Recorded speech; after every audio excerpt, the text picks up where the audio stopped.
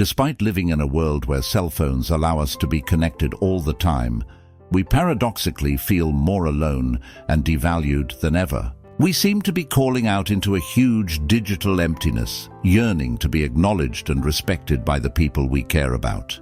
However, what occurs when our messages go unopened and our presence in other people's lives appears to be more of a convenience than a necessity?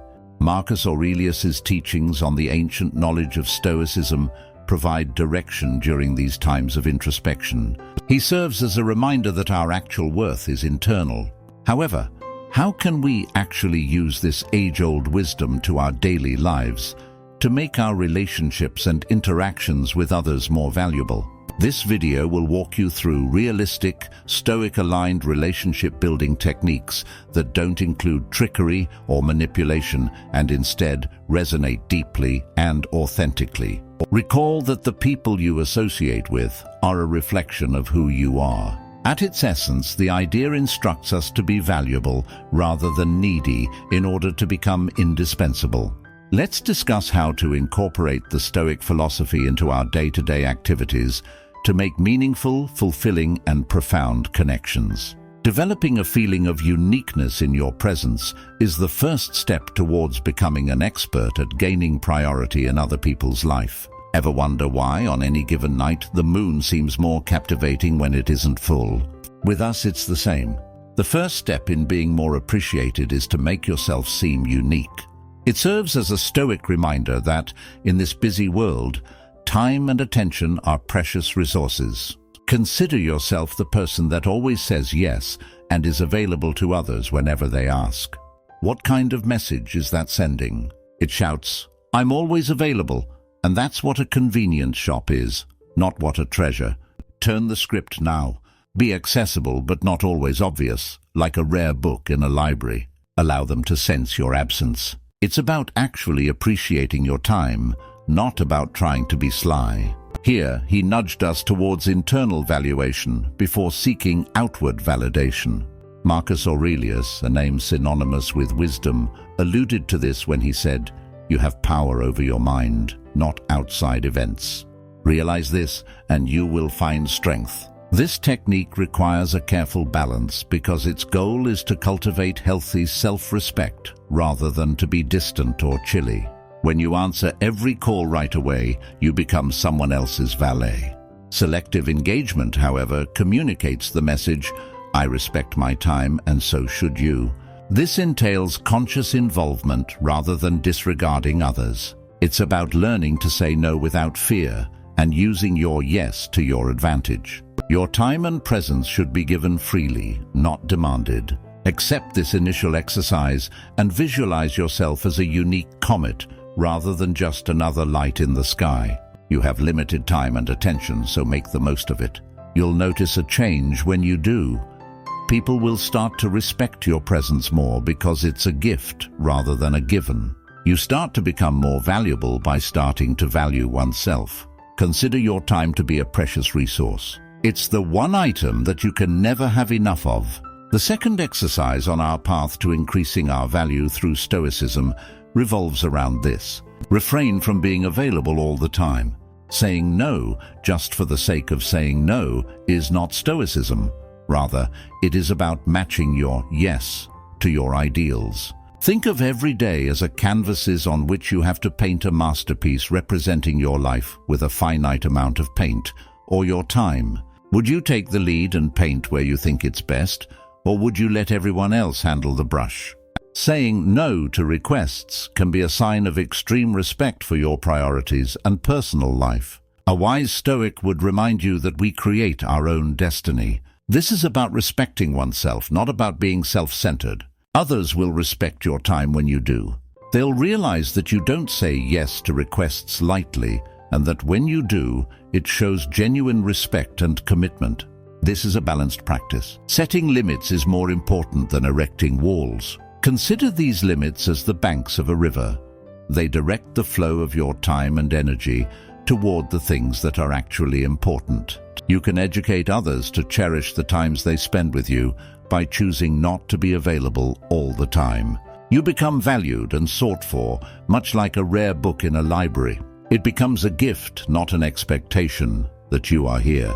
You are living up to the Stoic ideal when you manage your time well in order to master yourself. Consider the time you have as a priceless jewel that is dazzling in your hands. Giving away a portion of this diamond is what it means to give away a moment to someone else. This does not mean you become a recluse. Rather, it means you become selective and focus your time on the things that are really important. Let's move on to the third point in our quest to increase our value and prominence in the eyes of others: preserving our feeling of mystery. Mystery silently spins its web in the world around us, just like an invisible spider does. Adopting this subtle art of mystery is a discipline of strengthening allure, as well as restraint in the context of being respected.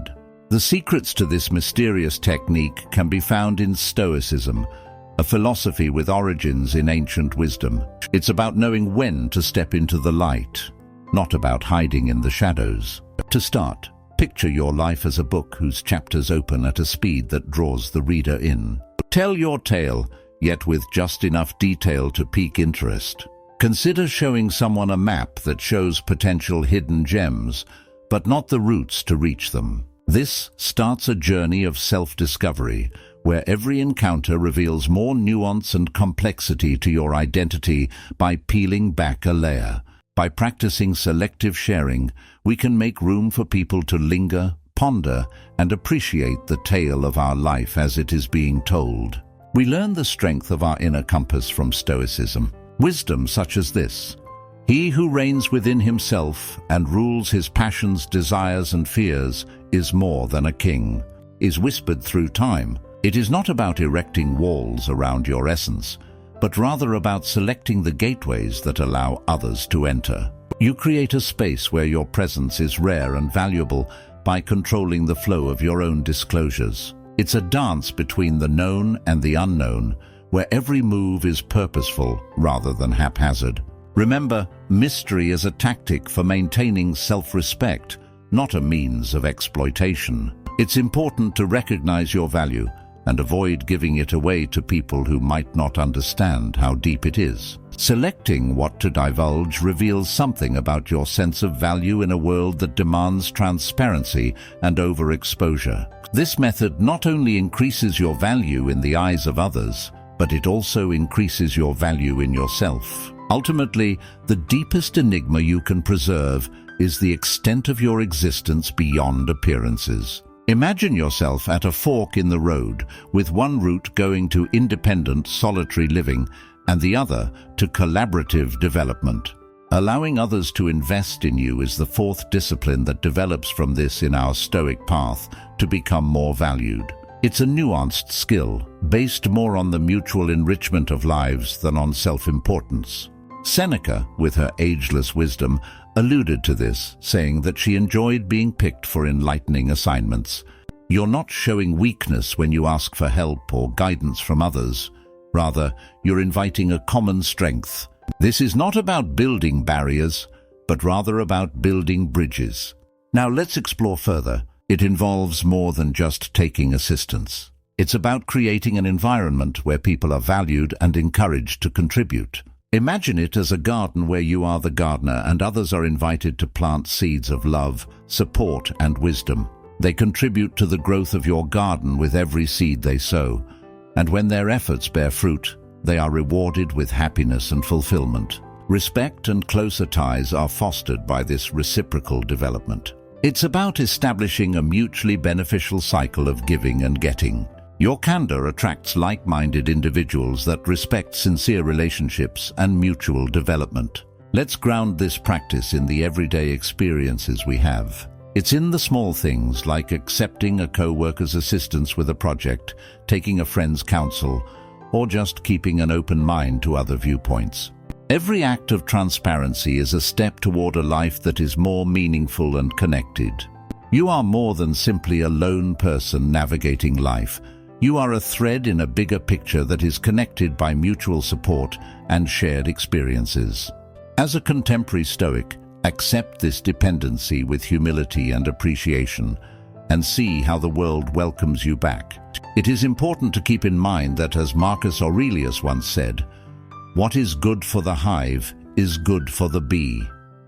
Your development and their investment are not only connected, they are also the fundamental components of a worthwhile and meaningful existence. Putting your needs first is the fifth step in our quest to become more valuable and important to others.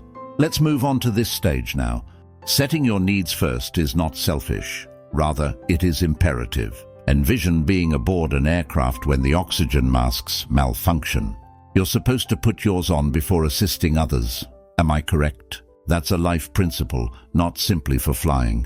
This is echoed by Stoicism, a philosophy that is just as applicable today as it was back then. The Stoic philosopher Seneca famously remarked, "It is not the man who has too little, but the man who craves more, that is poor." This isn't a call to hoard money. Rather, it's about realizing that taking care of your own basic needs comes before you can be a support to others. By putting your needs first, you're not abandoning other people. Rather, you're strengthening and stabilizing yourself.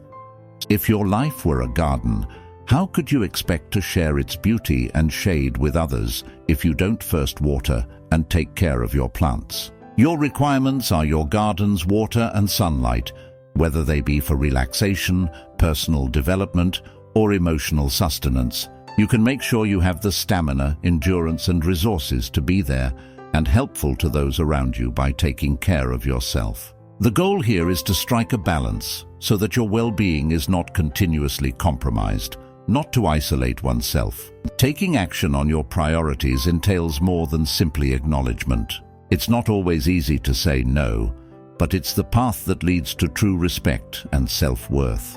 As another wise Stoic, Marcus Aurelius, would say, "Waste no more time arguing about what a good man should be one." This includes making difficult decisions, creating boundaries, and occasionally saying no. You may establish yourself as a pillar of integrity and authenticity by continuously acting in ways that are consistent with your needs and ideals.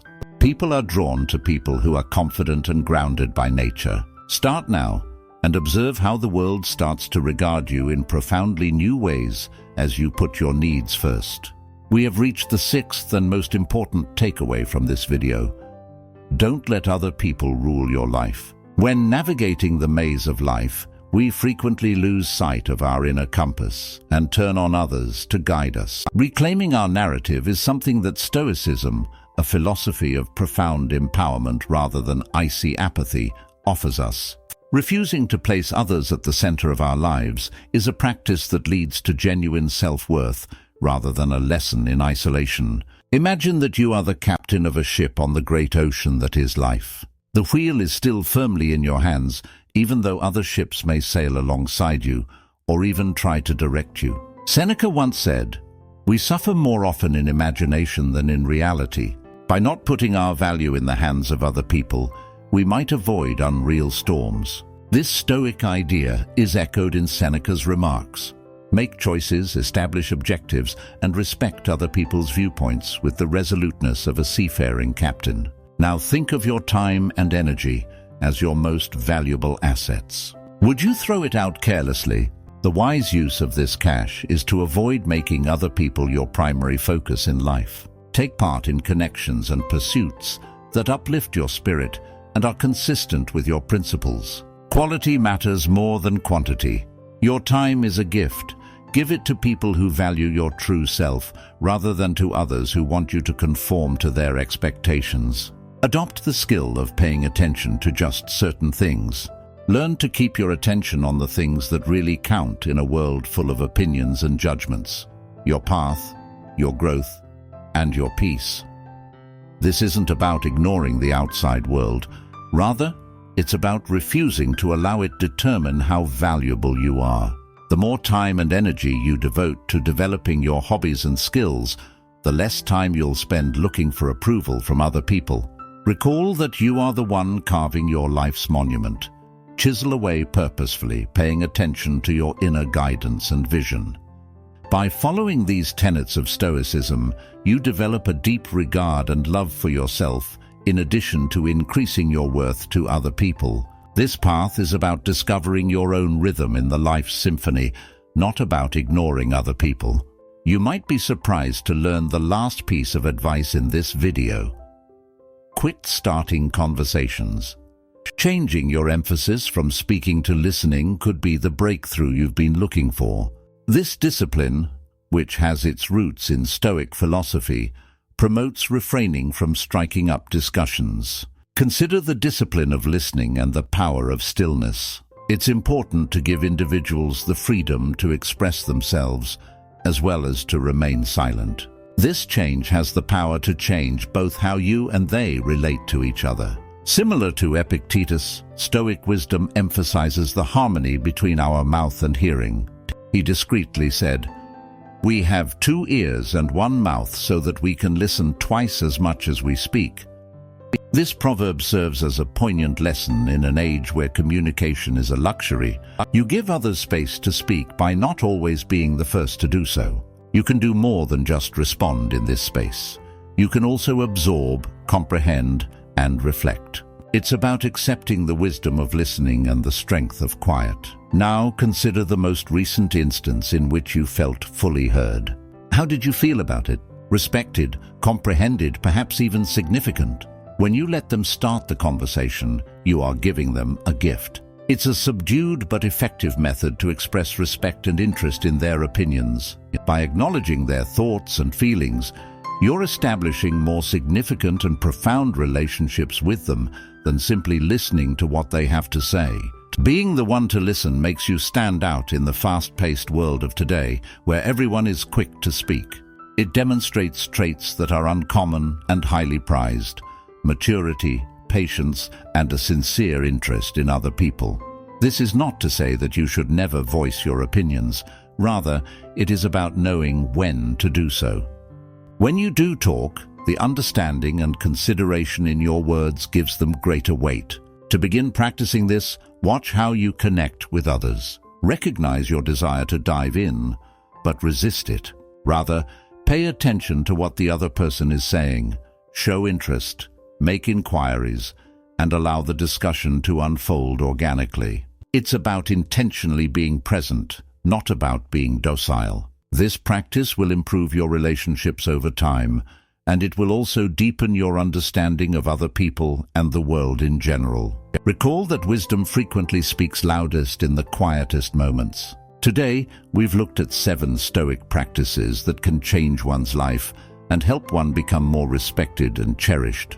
Recall that your path to bettering yourself and your relationships is a way of life, not merely a list of things to do. Adopt these behaviors. Be bold but considerate, proactive but patient, selectively accessible, intriguingly enigmatic, and receptive to the input of others. Put your independence and well-being first, then open yourself to others. It's more important to create a healthy balance in your life than it is to chase approval. These are lifelong tools, not simply advice. They mold you into someone who is powerful, deserving of respect, and who you picture yourself as, not just to others. Take these teachings, apply them to your everyday life, and observe how your life changes. You're growing as a person in addition to strengthening your relationships. And never forget that this is only the start. Stoicism holds a wealth of knowledge that is just waiting for you to uncover and apply. Please hit the like button and enable alerts if you enjoyed this video so you can receive updates on our newest posts. I appreciate you traveling with me on this adventure.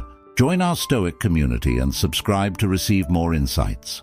Comment below with your ideas or just say, "I am evolving daily." It's a small step towards becoming a more valued version of yourself. Continue to be stoic and driven, and let's develop together. In the following video, I'll see you.